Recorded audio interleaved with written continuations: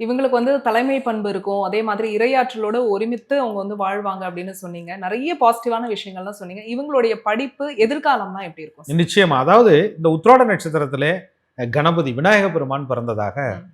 ஓ! சொல்லப்படுது. ஆரம்பத்துல விநாயக பெருமான் வந்து எல்லா காரியங்களுக்கும் முதன்மையானவர். அவரை கும்பிடலன்னா நம்ம அடுத்த காரியங்களே தொடங்க போறதில்ல.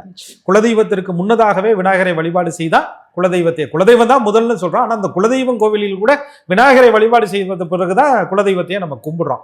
அப்படி உத்திராட நட்சத்திரக்காரர்கள் எதிலும் முதன்மையாக திகழக்கூடிய இவர்களுக்கு அந்த வாழ்க்கையினுடைய சில அமைப்புகள்ல சகோதர வழிகள்ல பிரச்சனைகள் வந்துடுறது. ஏன்னா விநாயகருக்கும் முருகப்பெருமானுக்குமே சில பிரச்சனை வந்ததுல, ஞானப்பழத்தை யாரு சாப்பிட்றதுங்கிற ஆமா. யார் வச்சுக்கிறதுங்கிறதுல பிரச்சனை வந்ததுல, அது மாதிரி சகோதரர்கள் வழியிலே ஆரம்ப காலகட்டங்களிலே ரொம்ப பாசமா இருப்பாங்க, ம். விட்டு கொடுத்து போவாங்க. பிரச்சனை வந்தாலும் விட்டு கொடுத்து போவார்கள். ஏன் விநாயக பெருமான் விட்டு கொடுத்து போனார். அதனால உத்திராட நட்சத்திரத்தில் பிறந்தவர்கள் சரி போ அப்படின்னு சொல்லிட்டு விட்டு கொடுத்து போகக்கூடிய அந்த மனப்பாங்கு அவர்களுக்கு இயற்கையிலே வந்து விடுகிறது அப்படிங்கிறது ஒரு கொடுப்பனை.